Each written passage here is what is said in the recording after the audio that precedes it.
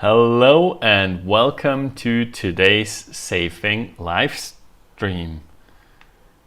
What? We start. I'm over. Okay, you can correct me here. We have a fun show today. We have gotten, I don't know if for the first time, but we have gotten so many requests in advance.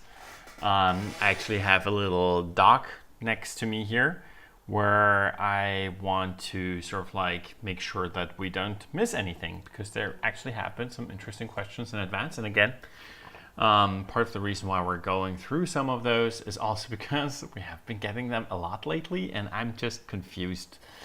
Why? Exactly why. We don't know. We don't know, but again, like I think we have been saying in several live streams, questions come in waves, and it's always similar issues all accumulating together. So what are we talking about today? A lot of stuff. Yeah. It's gonna be full.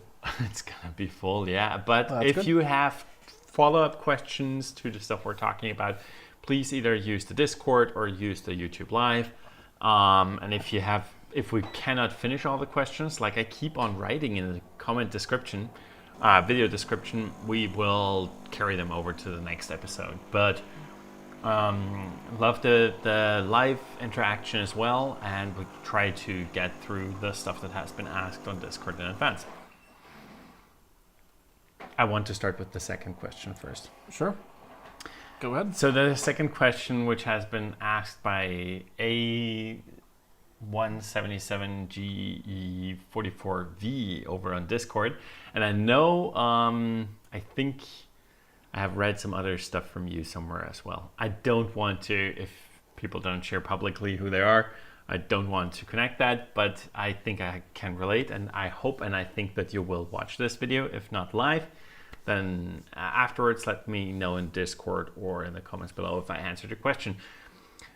The question was, if URLs are getting through Portmaster, which I already have partly an issue with, and Daniel will address that in a second, and being blocked by block lists at my DNS, e.g. AdGuard or NextDNS, should I bring those URLs down to Portmaster? So Daniel, does Portmaster do what? Yeah, there are multiple issues with that question. Yeah, exactly. Do you want to explain what a URL is? Okay. A And what URL Portmaster- is a universal resource locator. I think that makes it a lot smarter. Everything. And what is DNS? So what we commonly refer to a URL is something you see in the browser.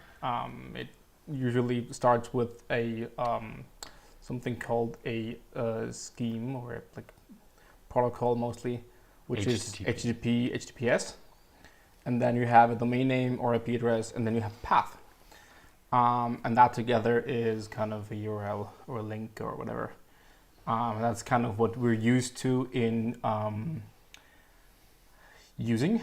Like that's kind of the normal thing you use in browsers and also apps and all that stuff. That's kind of the internet address thing. But we need to break it down a little bit to be able to understand what is going on here, and how things work together. So a URL is a concept that exists within HTTP. It exists within kind of the hypertext, the web browsing thing, and a lot of applications have started using web technologies, with Electron and all that stuff. But it's kind of a web thing, actually. It's not a network thing, it's a web thing.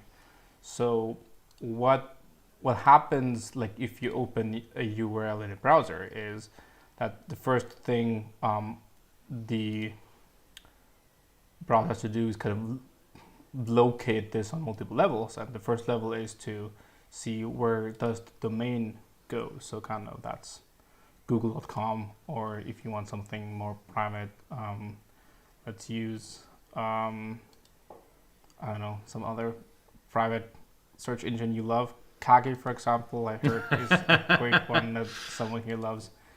And so that kind of resolves that name to an IP address, because your computer needs an IP address to be able to communicate.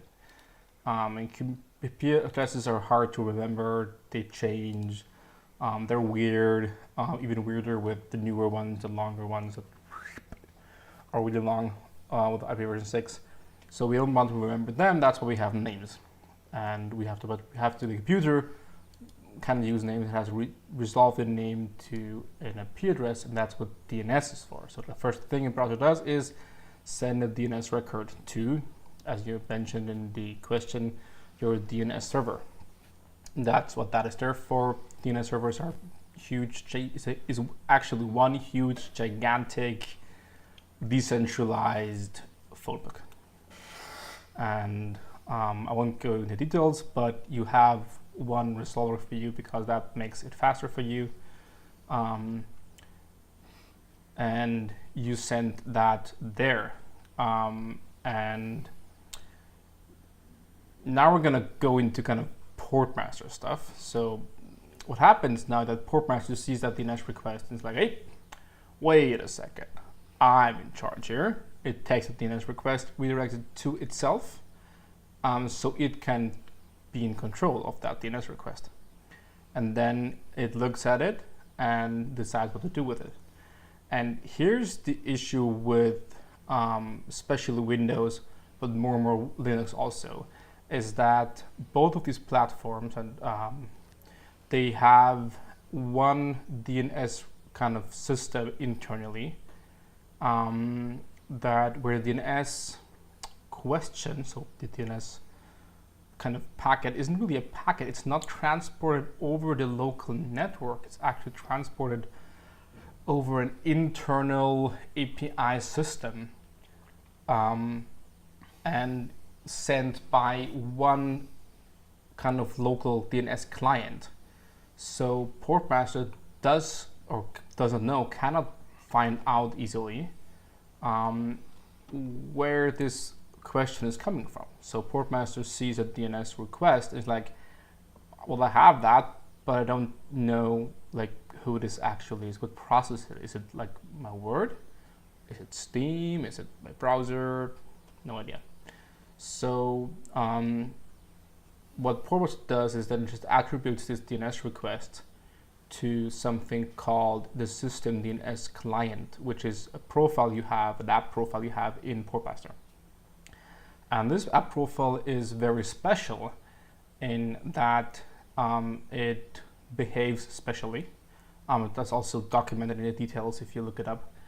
And maybe let's just quickly interject. We used to do it differently, but we opted to keep it this way. We had so many issues. Exactly. But we used to kind of try to enforce it better, be more in control, but it led to so many issues that were like, okay, let's just tune that down a little bit and keep the Windows default operations like this API call, as you're saying, keep that in place. Let all the applications interact with the system how they are used to. And so what you're sort of like diving into is a little bit of the history, but in the end, what it is like. An application wants to connect to internet, so it has an URL. It does not have an IP address. It sends that URL or that domain. It's not the new domain. Exactly. It sends a domain. It takes it takes the domain out of the URL. That's what the application itself does. Sends that domain to the DNS client on Windows. It's the system DNS client, I think it's called. And that is then connecting tries to connect to its configured DNS server. Portmaster sees that connection because that's the first one that's going through the network stack. And Portmaster is a firewall, so it sits on the network stack. It sees that connection, it intercepts that connection, redirects it to itself, and then Portmaster is then resolving that domain request. But before Portmaster resolves it, there's an important note here then. Sure. Portmaster does not yet know which application it is, and because Portmaster is so heavily focused on a per application firewall, it doesn't know which settings to apply. So what it first has to do, it just let the DNS request through because it just doesn't know who it is, and just send it to the DNS resolver without knowing who actually was requesting it, because we don't know, and wait for the response from the DNS server, then get that back. It will go back through the system DNS client, back to the application, and the application will make a connection, and then we can see, oh wait, that's the one, and we can connect back a DNS request to it. And then we know. And we block it. We but block it's not just that. Of course, we also, before the domain, if the domain is not resolved, we don't know the IP address, we don't know the country, and maybe you're allowing connections to a country based on some stuff because of like Portmaster, and we go into this later as well, where the question was how block lists and allow and stuff and filter lists interact. If you allow a country, then even if the filter lists below would block the domain, you would allow this connection because if it is into the correct country and stuff like that. And so Portmaster will have to do that anyway. It is a technical, what you're saying is one of the technical reasons why we do it as well, and part of how it works as well. But from a logic perspective, we're also doing it like this because we're not just a domain resolver. We don't just care about the domain, we care about other aspects of the connection as well. And that is stuff where we need more information than just a domain. Funnily enough, we don't have the URL. And Portmaster never has a URL, so we don't care about the URL. You're speeding through it here.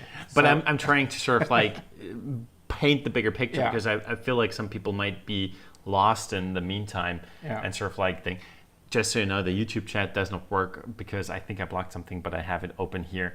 Dash is back again. Super cool. Great. I quickly want to go through because we have a couple ones. Greetings from the coolest Austrian IT company. Thank you. Thank you for being back again. Haven't seen you in a while. And Magnus said hi, and Basti also said hi, and to him I responded via chat. And then Dash asked, were you somehow affected by the shutdown problems with Windows? No, but I don't think we will go into this today. But yes, it has been a CrowdStrike only thing. And Dash also said, by the way, do you have any documentation for Cubes, 1x, etc.? No. Might get into this in the future as well. Probably not today, but keep the questions coming. Maybe if you put them in the comments, I think I can find them easier again for the future, or on Discord. Okay, so we were in the middle of like the DNS request is going out, and then we're intercepting that. We're resolving it ourselves. We hand back to the system DNS client the answer for the DNS request that the system DNS client actually wanted to make. It gives that answer back to the application. And then the application establishes a connection. We make the match, and then the question I see here is that isn't that a privacy issue if we just kind of let the DNS request go before kind of we know who it is? And we think in almost all cases, no, this is not an issue. You need to trust your DNS resolver to a certain extent anyway. And while, of course, there are special cases where you really don't want the DNS request to go out, there's no communication happening there. This is kind of a meta communication, so no data is being exfiltrated.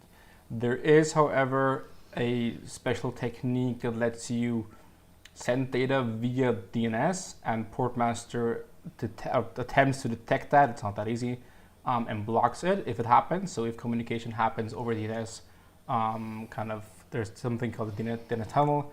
Portmaster detects that and will block it. So I think we're on the safe side here, and that's just how it works a lot better with the system and everything together. So I think we've cleared up a couple of things here. So let's go back to the question. Should you kind of bring these domains down to Portmaster?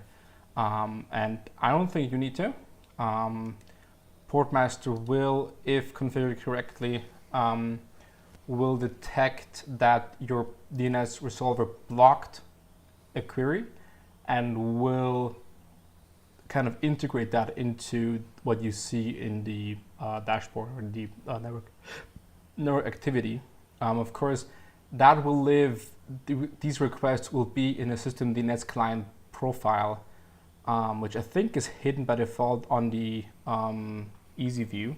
Yeah, but people A simple view. but people have been asking a lot of questions about this. I think I gave a Reddit answer twice in the last 2 weeks or thrice. I don't know. So it happened quite a lot, and that's partly the reason why when you were asking it, I'm like, okay, we need to answer this, and probably at the beginning, because like if I want to point people to this video. DNS requests are like a bit special anyway. Yeah. And not easy to understand. So I think we hide DNS requests by default in a simple view because they're really a lot of meta communication, and almost all cases we don't care about it too much. Yeah. And you should not either if you don't know what it is. And I think what a lot of people are confused about is they think that the DNS request sends data, and as you're saying, like except for very special cases, exactly, it does not. It does not, and it never does to the domain owner. Mm-hmm. It always does to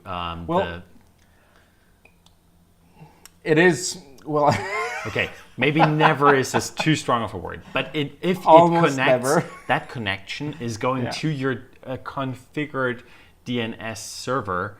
And if you look in how the domain name system works, you can, of course, get into the weeds on that, but it is a very, like in most cases, in the vast 99.999%, if it's not an attack, it's just connecting there. It's definitely a very special technique. Yes. That you would use to kind of do anything on that realm, and that's kind of where we hit the border between kind of privacy and being malicious. Mm-hmm. So that's kind of where we also struggle with Portmaster. Like, where does our domain stop? Where's our job stop, and where does the antivirus start? Because Portmaster is not an antivirus. Please use an antivirus. We recommend just using the Windows Defender. Which did not block a blue screen everything last week. That's true. That just didn't bring down the world. That's pretty positive about it. But no, jokes aside, it actually last 5 years it got really, really good. Yeah. So it's not like 10, 15 years ago when it was really bad. Now it's really good. So you can depend on that. It does work. Yeah.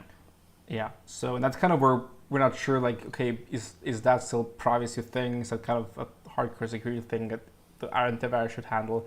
So yeah, not that easy, but kind of for the almost all cases in privacy, there is no issue with sending DNS requests. And yes, Portmaster will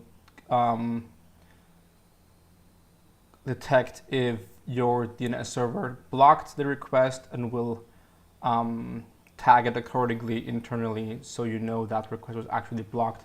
And it will also say reason it was blocked by the upstream DNS resolver. So you'll actually know exactly when this happened. And if you search, so if you want to see the DNS request, please switch to, what's the medium level called? Just expert view. Expert view, I think. Or advanced view, it's not called. Yeah, the advanced view, and then you'll see all of that, and you can just search for everything in the network activity overview, and you'll see everything there. So we're really we're not trying to hide anything from you.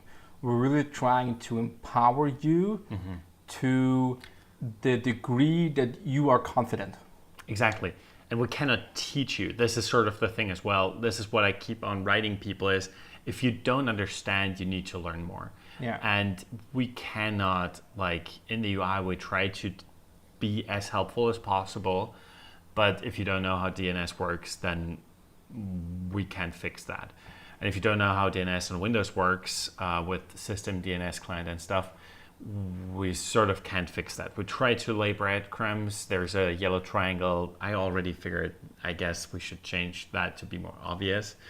But it looks different, the system DNS client. You can look at it and stuff like that. So, and that if you have messed up stuff, just delete the profile. It will get auto recreated in a proper way. Yeah. Quickly wanted to address So Dash had very nice comments about you and sort of supports your point.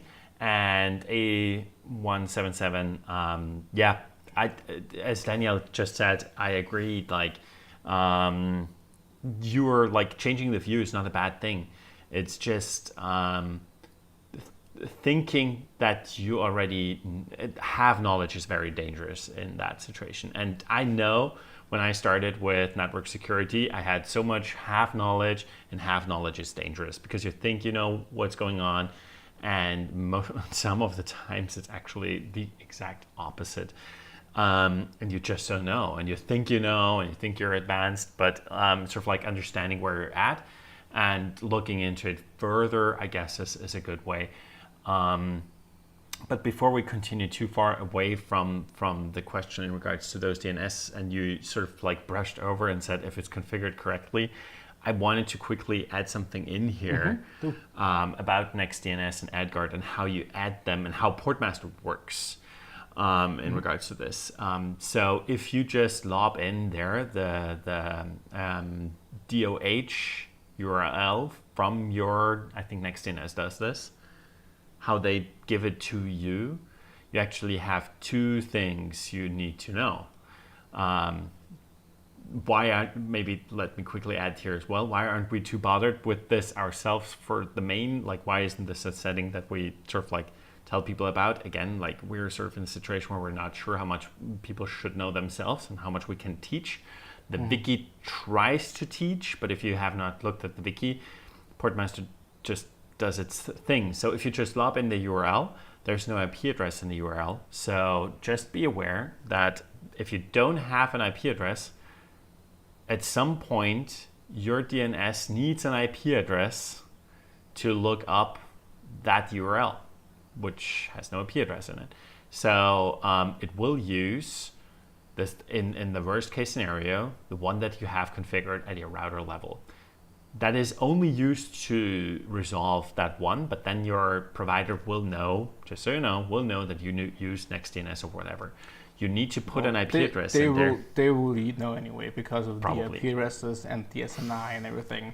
Probably. So that won't be a secret anyway. It would not be too much of a secret, but if you have not configured that in there, but they could block it easier. They could block it easier. They can block it on a DNS level. I don't have to do it on an IP level and stuff like that. So just so you know, if you have not added an IP address, that's how DNS works. You will always need to have the address of at least the one post office or something, like one place where you can look up domain names. And that's the reason why your ISP provides you one, and that's the reason why we have one included as default. For us, it's Cloudflare, and I would recommend, if you're trying around different DNS thing, click on the add Cloudflare as fallback. You might have opinions about Cloudflare, but Cloudflare is very good in regards to performance, in regards to security. They're a mixed bag when it comes to privacy, but I feel like they have been good stewards of lots of like big chunks of the internet. We have like had Quad 9 in the past, but they had technical issues. They to this day sometimes have technical issues. Cloudflare is very solid, and so please, and also their domain is very easy to remember. It's 1.1.1.1. Yeah, so that's the reason why everything is in there, and I wanted to add this. And the second thing I wanted to add is how Portmaster works actually is important, maybe in that case, more towards your privacy. If you have just lobbed in that URL, it will work, and it might give back if NextDNS is blocking something, an incorrect, like an 0000 IP address, which then, of course, is a wrong answer. What? Yeah, can you? It's a null answer. And in that case, Portmaster realizes that this is not a valid IP address. It will check if there is a setting, which is by default included. If you look at for instance, the Cloudflare, it says block if 0 IP. I think that's the flag. And if Cloudflare resolves back 00000, Portmaster accepts this as a valid answer and says, I'm blocking this connection. If you have not put that in with your next DNS URL, and I think we have on our wiki something where it is included. So if you would have looked at our wiki, there is a good template. Yeah. But if you have not added that in, Portmaster will continue looking for a correct IP address and it will use the second DNS resolver in your list to look up the domain. So make sure that you know what you're configuring. If that's missing, well, Portmaster actually does. It should. Well, it is an IP address. I'm not sure how far we bullshit check responses at this point in time.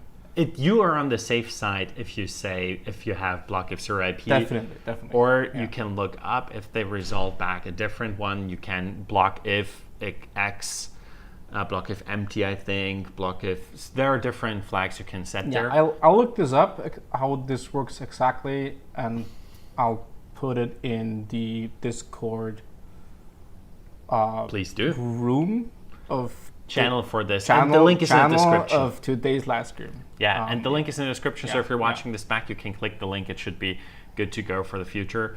But make sure that you configure your stuff correctly. If you start changing things, know what you're changing. Portmaster is very powerful, and as Daniel has been saying, we try to give you all the options. We always opt, if we can give you an option, to give you all the options, and we sort of learned over the years that we just trust people to know what they're doing.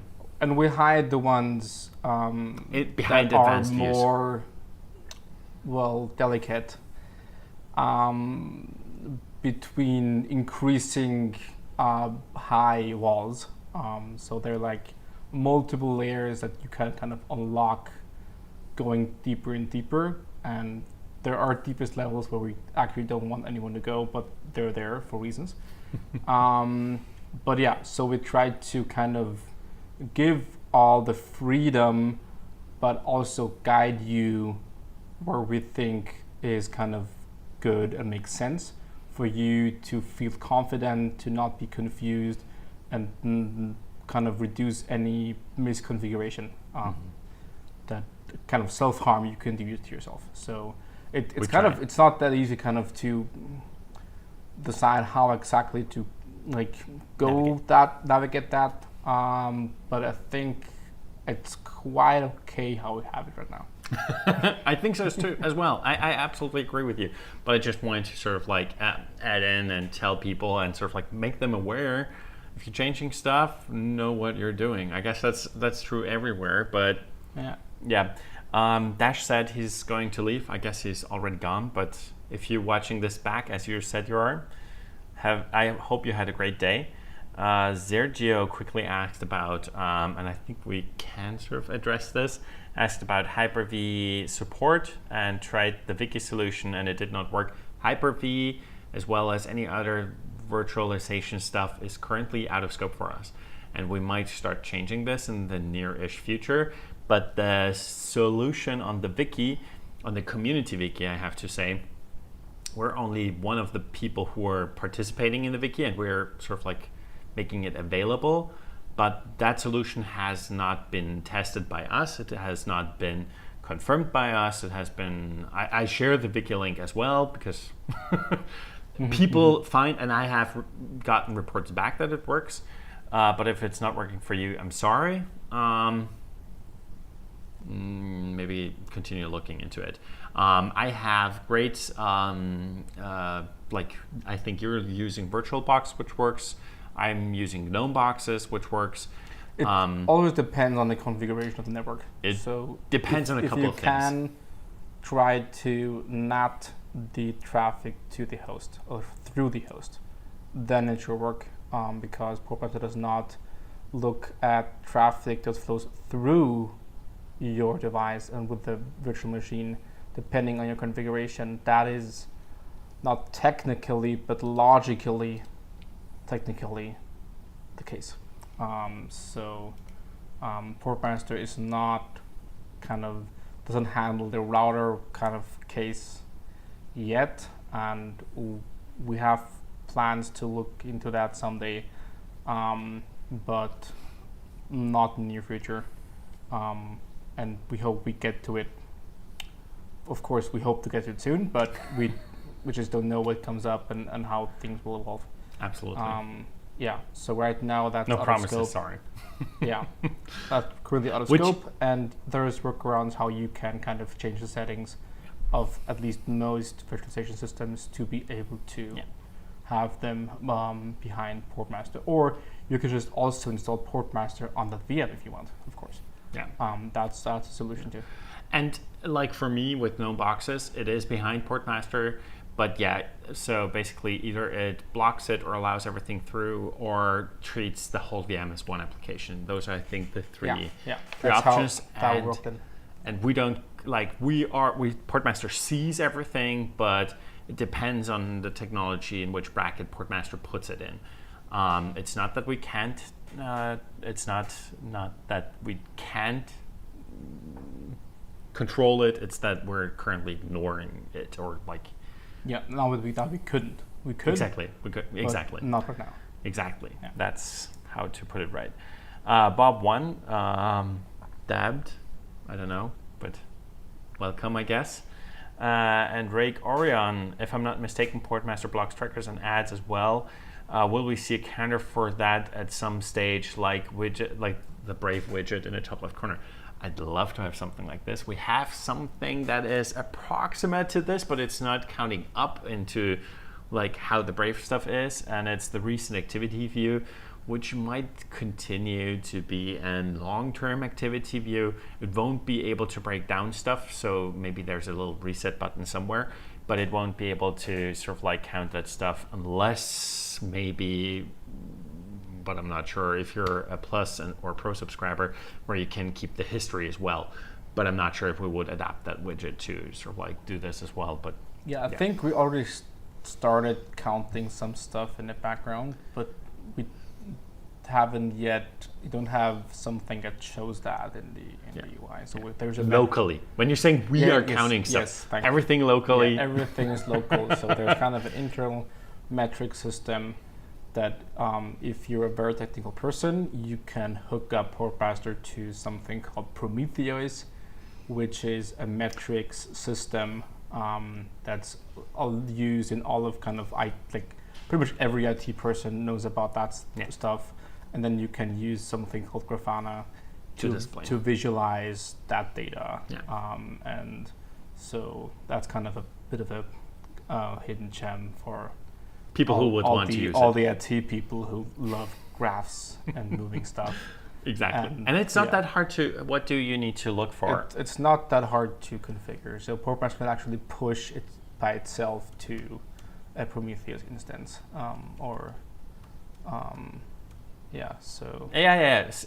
When you go into global settings and search for a push, it's an advanced setting. It's an advanced setting, but it says push Prometheus metrics.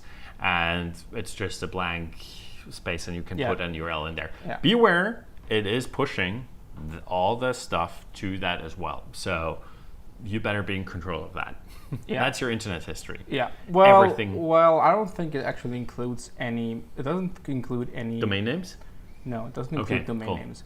So it doesn't actually include very sensitive data, but still, it's like your usage. Like, be careful. How much when you're online. So it's still sensitive data, so be careful with it. But for example, we use that so for testing. Some of our dev machines constantly push to there, and then we can like go and into the dashboard and be like, okay, like how has like RAM usage, CPU usage like changed over time? Is like, did anything bad happen? Was it better with kind of a new version, or like it's kind of we use it internally a lot, just kind of for quality assurance and kind of looking into things. Also, kind of metrics. How fast is Portmaster in like doing the connections? Also with SPN, how long does it take to create connections through the SPN? So a lot of like performance data comes out of there that we can use to kind of get a feel for how Portmaster SPN is performing. And again, like in the theme which we had earlier, we give you the option to get the same data sent to whatever place you want to. Yeah. It's so I think it's we use it for us. We built it for us, and you can use it if you want. And it's just and as a search part for of push. that, some stuff is kind of persisted and some stuff is available. And we can use that same data then for the UI, but we haven't yet done so. Yeah. And everything is local. Yes. And not shared with us. We don't receive Exactly. your metrics. we don't know how much RAM usage you have. Yeah. But we want to know for our stuff and want to test for stuff. Yeah. But we're not testing Linux Mint for all the Mint people out there. Have seen that around recently a lot as well. Wow. Yeah. Wow. Don't know. That's is that fueled by your Ubuntu hate? Don't know. Okay. Might come from. And we might get to the Ubuntu situation later as well. We have prepared a little something. Don't know if we get there. Sergio said, thanks, I've been using Portmaster Pro for a month. So Sergio was the hypervisor person who asked earlier. For a month and loving it. Thank you for supporting our work. Thank you for supporting us with Pro Tier. And I hope you keep liking it and enjoying it. So you will be one of the people who will be getting, as Plus and Pro, we have it already on our website as something that we want to add for those people before it would go to the general audience, because those are the people who are helping us making all of this anyway. So that's part of our idea where we're like, okay, good, you're supporting us. That's the reason why you get features earlier, and VM support is on that list of things that would go to those people first. Mike said a while back already, hello, all super busy morning, and he's here now. Welcome, Mike J, on the Discord. He says Quemu KVM has worked for me in the past. Yeah, so cool to know as well. I think I have bad experiences with KVM, but super interesting that you don't. I think Mike shared in the past that he's on Fedora, just for people if they're curious. Yeah, always depends on configuration. Yeah. A177, thanks for the details. I believe I'm correctly set up from what you've described. Yeah, it's not witchcraft. It's not too complicated. I'm just trying to say a couple gotchas. Exactly. Yeah. Read the Wiki page. I hope if you find issues with the Wiki page and have ideas how we can improve it, happy to improve it. I'm happy to go in and fix all this stuff. And he says that he's gonna check again and make sure for stuff like that. It's I guess very important. Mike J then also said, can't wait to check out Grafana Labs visuals, Fedora or Bust. Okay, well, yeah, I think we even have a dashboard somewhere released that you can import, so you can kind of get all on the GitHub dashboard, so all the stuff, the visuals that we configured, you can get the same. I think it's hidden somewhere on the update server, not very publicly. It maybe it's true. It may be part of the GitHub repo. Yeah, I'll check it out and I'll post a link to. So many links you're gonna post. I'm really. That's the first link. The other thing I just said, I'm gonna write something. Yeah, that's true. So maybe there will be a link for that as well. Maybe. So yeah, I'll post a link to the Grafana dashboard that we use. You can import that, and it should work. I don't think someone else did that already, but yeah, you're welcome to, and tell us if that worked for you. And yeah, super cool. You want to continue with the next topic? The question is, where do the block lists fit with the allow block hierarchy? Yeah. So sort of like when you have an allow rule or a block rule, when do filter lists trigger and when are they the sort rules of like ignored? Are the most powerful setting except for everything that has the name force in it, because of course force is stronger. Have you read that? I think somebody recently wrote that as well, where they're like, you understand what force means, don't you? I think it was force incoming, and somebody said an allow rule and had force block incoming connection and was confused why the allow rule is not triggering, and that other person was like, you understand what force means. And to some degree, the rules are ordered in the right order in the settings. Most of them, yeah. So most of them, except of course the first rule, which is notably last. But it's kind of the base setting. So so rules are the strongest except for all the force settings. So that's kind of what we check first, and then we check everything else because we want you to be in control, and you can decide whatever you want is good for you. And we believe, and I think this is a good point what you said there as well, we believe that filter lists, because they auto-update, because they do stuff in the background, you're not in control of the filter lists. Yeah. You can check and uncheck them, but unless you're checking every entry in all of the filter lists, those are a help. We see filter lists as a help, but never as you being in control.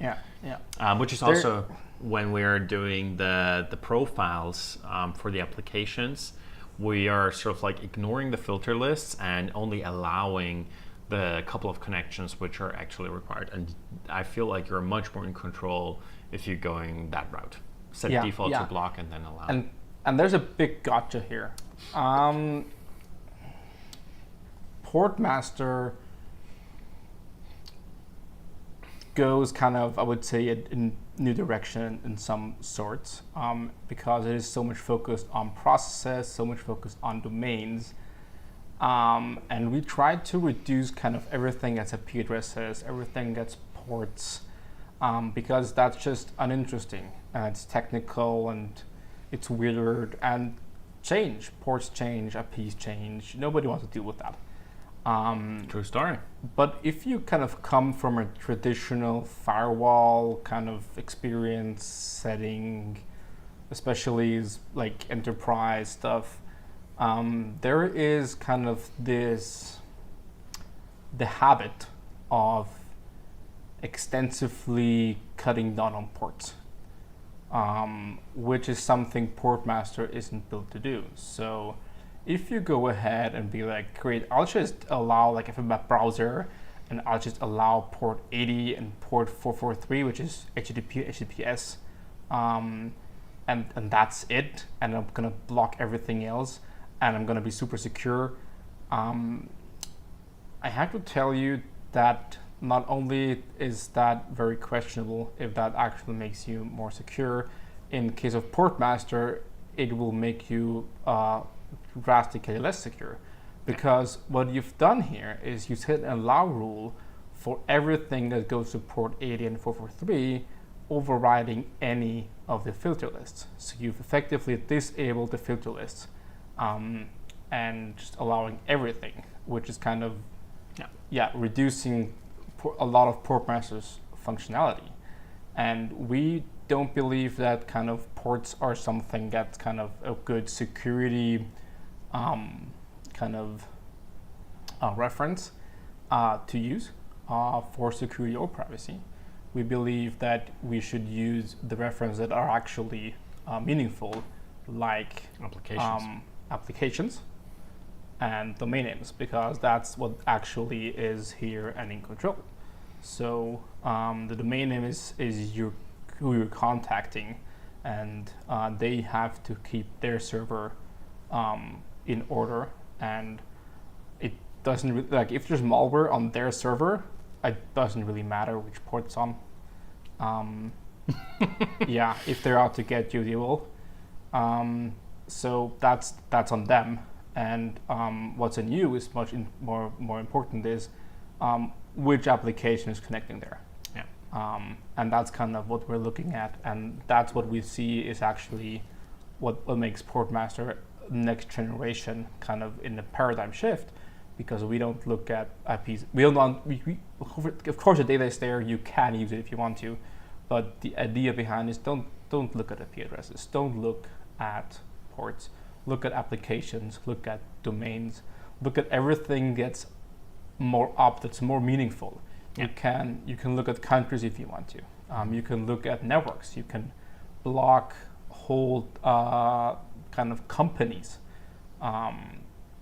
if you want to. So that's kind of the data that's meaningful, and we want you to use that, and not IPs and ports. So just kind of a gotcha there. Portmaster can do it. There are some cases where it might make sense, but in almost all cases, don't use IPs, don't use ports. they're not meaningful identifiers for privacy or security.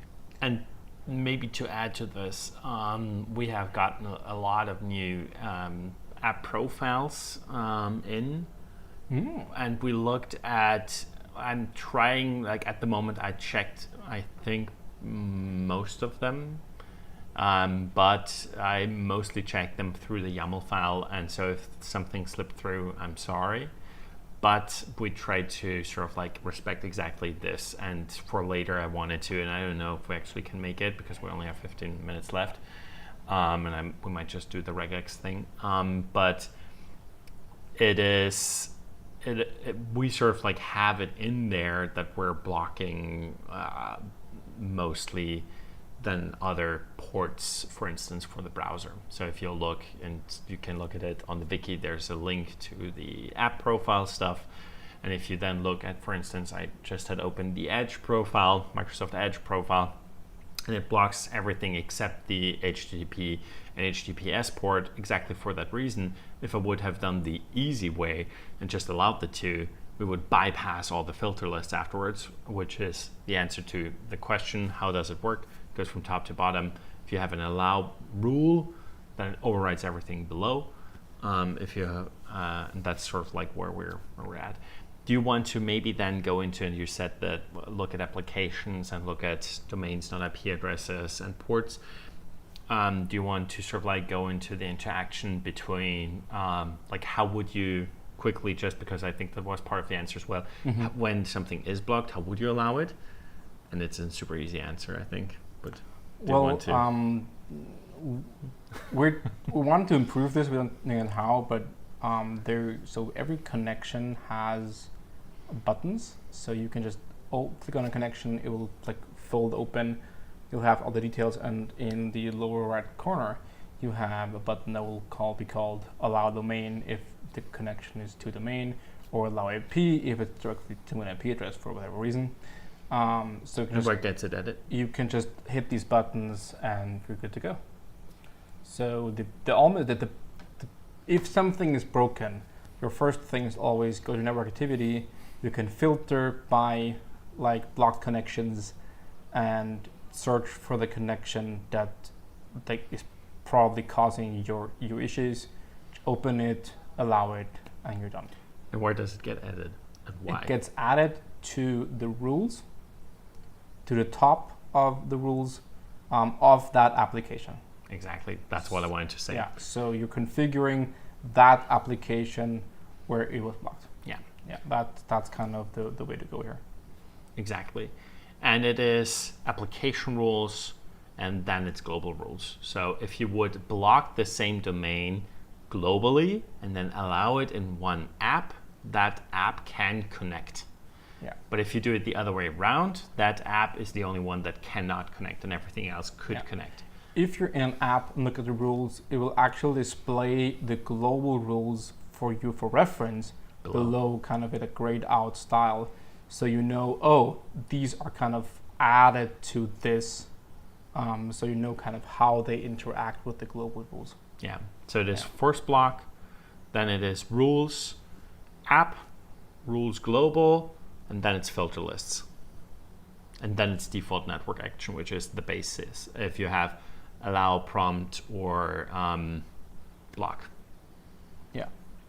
Yeah. Which is also why if you already have a rule, which is sort of like sorting everything earlier, you won't get prompted for something. And if you're using the prompt feature,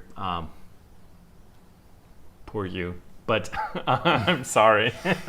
But we acknowledge that there are a lot of people that love the prompting stuff, and we have ideas how to improve that, but we haven't gotten to it yet. We're sorry that this has taken quite a while now. But Howley looks super cool. I'm so excited for it. Yeah. So, but in the end, it then will do one of those three, and because, as you said, it's the foundation for everything. That's the reason why it's on top. So that this is the easiest thing. That's what we recommend you change first. So that's the reason why it's on top. And if you have the on-off toggle for block, it basically changes this setting as well. I think it is not the force block, which is toggling, or is it force block connection? Not sure. Okay. We'll see. Mike says, prompt feature, you guys are really funny today. Yeah, it is. It is available, and we're not liking it too much. Well, okay. It has caused us pain in the past. I It think has that's caused us a lot of pain. the reason here. Okay. Yeah. Lucas asked about regex. What maybe you could also briefly explain what this regex thing is. And I think we will stop there. We might do a short screen share just for that, but the bigger I could like question. quickly go into regex and you could prepare the screen share thing, and then we can do both. No, I will share the screen share for the regex. That's, Okay, good. Well, then let's do that. No, you can explain what Okay, regex is. good. So regex is short for regular expression, which I don't know what regular is about because it's super weird, abominable, and it's like that. There's so many jokes about being able to correctly write regex that kind of it's synonymous to you know how to exit VI. It's kind of the other running gag in kind of IT people spheres. So, but what regex is, it's kind of it's a some of a thing with characters that you can use to define how it matches words, sentences, strings, like values made out of characters in really weird and complex ways. And if you look at it, you think that your cat came and first ran over and then Your keyboard vomited on your keyboard. So that's kind of how it looks like. It's hard to read, and of course there are different flavors. So different programming languages and software use different flavors. So it's not always exactly the same, but similar. Yeah, you get the idea. But it's also really powerful. That's why we support it. Yeah. And you can do things with it you couldn't do with all the other stuff. Yeah. So that's why it's here, because there are special cases where we really need it and want it in order to match applications in various things. So you can be like, it has to be these characters, and then it has to be these or these, or an assortment of these characters, and we will look 3 into times, and not this, and then you'll have this, and then kind of you can kind of match any kind of string. So. And of course, it makes you need to understand regex more than what we're going to go into now, to sort of like actually use it to its full potential and with its most secure and whatever. But we will go into it quickly, and I have some quick pointers for you all, which will make it much easier, and also an a use case prepared for it as well. Quickly, what I want to address here as well, and we will sort of wrap up within the next 7 minutes. So if you have any further questions, and I already see people typing on the Discord, and I am checking the live stream as well.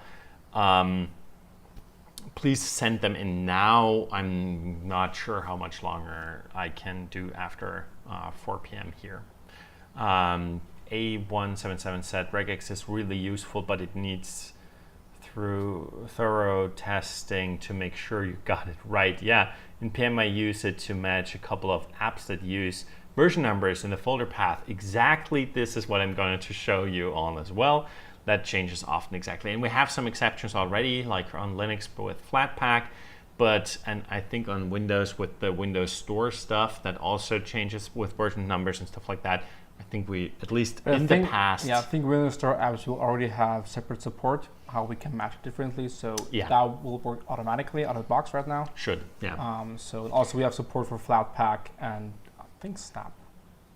We'll look into... So whenever we can add custom logic to Portmaster to support things out of the box and broadly, we do that. If there's anything you want, please tell us. We'll try to add it. And so we try to make it as easy as we can for you, but there will be like cases where you need to do it yourself. Yes. Yeah. Okay. Wait, why isn't this working? Uh-oh. Oh. Did it overheat again? I hope not.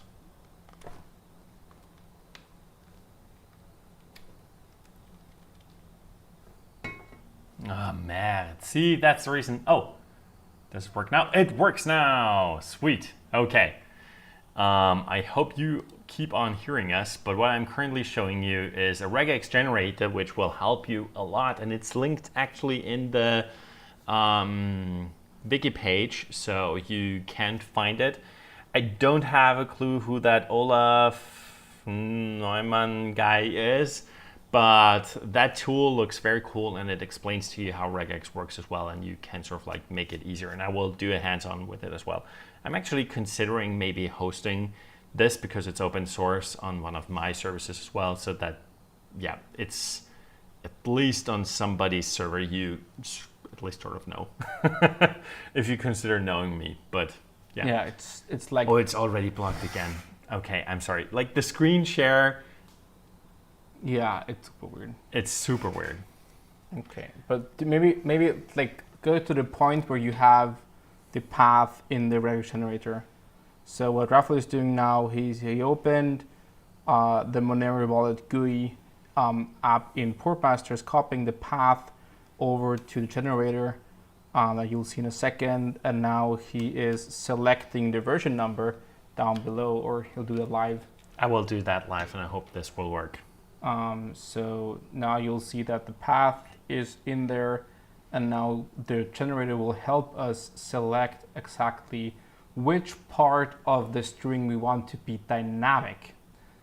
So everything else is the same. I think you have to also back the version number in the end. Yeah, I know, but you can then sort of like combine here number and characters and stuff. Yeah. And so it will keep this part here the same, but as soon as the version number changes, and this is down here then the regex part. If you don't, saving of course is the folder of the user on this device, which I'm currently screen sharing from. You can have, you can put some random strings in here as well, exactly like this, if you click on that part. And I found that to be super helpful in, multiple characters. Yeah, exactly. So it helps you. I would have chosen alphanumeric because usernames can have letters, numbers too. Okay, you whatever. should. Yeah, it's you need to look into regex a bit, but this regex generator, when I found it and I just looked at it today, it's pretty cool. It's super cool. It helps you so much in finding all this stuff, and I'm like, you should link is again on the Wiki page if you look into app profiles, and you can find the path in here. And if you want to, as long as this works. And now show how you now take the regex and change the path. I want to see that. Regex here. I will Remove that. this, and I will copy regex and put it in here. That's it. Oh no. Did that work? Something. It does work. It works exactly like this. Okay. I already did it, but you should not hit enter afterwards. Okay, yeah, great. You click out of it, and then you need to hit save, and I think it's exactly hidden. So, and that's it. That's how you can do that. And of course, like in my case now, I only replace the version numbers, and it will apply to everything that fits this regex, and you need to look a little bit more into all of this if you actually wanted to sort of like, you can maybe get rid of the last bit here, then it will apply to everything that's in that folder and so forth. Especially with the Monero GUI wallet, this makes sense because there are two Monero components which are active in the network, and maybe you want to combine them and stuff like that. So regex is super powerful, and the regex generator can help so much, which is why I linked to it. And again, this link might change in the future just because I don't know who that Olaf guy is, and maybe I will go through the GitHub, make sure that's all well, and then host it on a different service. That's just how I would go about it. But it's an app, it's a Docker container, so super cool in that regard. And works well. I hope Lucas, we explained the regex bit good enough. But Yeah, if you have any I think it's really questions- easy with the generator to kind of get where you want to. Still, you can also, there's like a lot of other projects out there that will help you test it.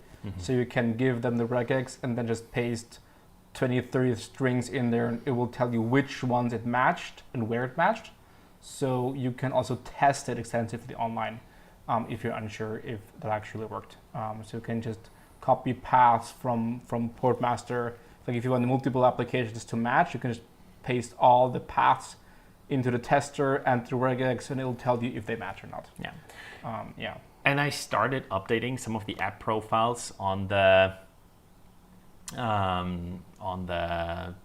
GitHub page, which is also linked below, to include regex matching because it is so powerful. And stuff like with the username, if it's in program, not in program data, but in your like username path on Windows, I have that in there as well, so that it would automatically match all that stuff. And it worked beautifully in the past, where I'm just like adding the profile first, and this was part of the next question, but we're not going to showing it today because first off, the screen share does not work as I want, and second, it's already for. But yeah, you can add it in there and stuff like that. So if you're a regex wizard, going into all of those app profiles and helping us with it would be great. And if you're just like trying to learn it and sort of like go through all of that, also share it. I can give some feedback on the GitHub maybe as well if I find something. But it would be a lot of help for many people because regex is hard. Sergio said, I want to thank you all in the Safing team for this awesome software. Not sure when you said it, but I hope you're still here. Thank you You're as well. Yeah, do you want to sort of like finish up? Yeah, so thanks definitely for everyone supporting us. Thanks for all to also subscribers and making this possible. We're here because you are. Yeah. And yeah, whoever isn't yet subscribing, today is the second best date to yesterday to start subscribing and get Portmaster Plus or Pro, whatever fits your needs. Yeah. And yeah, we're looking forward to a lot of stuff that's coming out. So we're testing a lot of new stuff already. Some of you have noticed that the stable versions is a lot of versions behind already, behind beta, because there's like so many updates being tested right now, and there's more and more coming. We'll start testing in the UI next week, which is very exciting in beta. And then later we'll also start testing the new internal structure, which won't have any effect like on you, but it will help us in development to speed things up, make it simpler. And also there are like other changes, breaking changes incoming that will lead up us to a version 2 release, which is not a feature like cool new feature thing release, but we need to fix some things technically released to get a lot more stability. We'll get offline installers. That's a cool new feature people are excited about. Increase compatibility with like Fedora Silverblue, NixOS, and all these distributions. There's so much stuff coming that's exciting, and we're looking forward to get that out as soon as possible over the next coming months. But yeah, so we're really excited about what is coming, and I hope you are too. And we'll see each other in 2 months. There is, if you go back 2 weeks. 2 weeks. A couple episodes back, we did a whole thing about what's coming and V2. Yeah. So if you're interested in that, go back and watch that episode. Yeah. So. But we have been so excited that we wanted to actually talk about this today, but then great questions came in, and so we adapted. So in 2 weeks, if you have other questions, let us know. And if you want to hear more about what Daniel just was teasing, let us know as well on the Discord, in the comments below, so that we know what you want us to talk about. So maybe stay tuned on the Discord, and maybe if you want to help us testing, as you were saying, a lot is happening. We will do an extensive beta test that we'll announce on Discord in the next 1 or 2 months. When everything's done, we'll do a big beta test before we push it stable, because we really don't want to be compared to CrowdStrike. So that's the only reference for today, and thanks for being here with us, and see you in 2 weeks. See you. Bye.